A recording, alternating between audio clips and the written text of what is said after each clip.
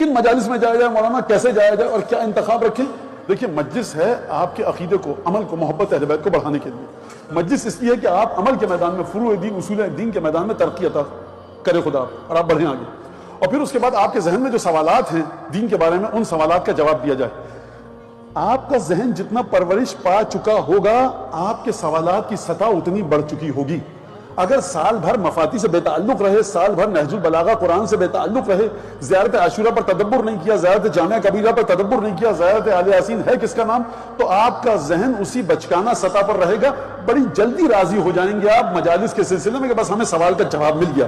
لیکن اگر کسی کی ذات میں سوالات ہیں، زیارت عاشورہ سے متعلق، زیارت جامعہ کبیرہ سے متعلق، امیر المومنین کے وجود سے متعلق، سیرت امیر المومنین سے متعلق، کربلا کے بارے میں وہ سوالات ہیں، کون سے سوالات کہ جو زیارتوں کو پڑھ کر اس کے ذہن میں آئے ہیں، اخبارات اور رسائل اور جرائد کو پڑھ کر نہیں آئے، تو پھر ایسے شخص کی مجلس کا انتخاب بڑا مختلف ہوگا، جہاں آپ کو آپ کے سوالات کا جواب تسلی بخش ملے قرآن اور حدیث کے مطابق۔ ان مجلسوں میں جائیے، وہ مجلسیں جو آپ کے ذہن کی پرورش کریں، وہ مجلسیں جو آپ کو ائمہ سے آشنا کریں۔ کس طرح سے آشنا کریں؟ اس طرح سے کہ جس طرح سے چھٹے امام نے آشنا کیا، نحن اہل البیت لا یقاس بنا احد، ہم اہل بیت کا کسی کے ساتھ مقایسہ کیا ہی نہیں جا سکتا۔